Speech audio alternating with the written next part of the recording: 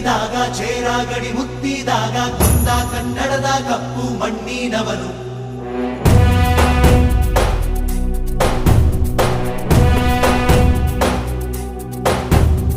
ವಜ್ರ ಬಲ್ಲಾಳರಾಯ ಸೋಗೆ ಬಲ್ಲಾಳರಾಯ ಕತ್ತಿಗಲೆ ಬಿತ್ತಿ ಹೋದ ವಂಶಾದವನು.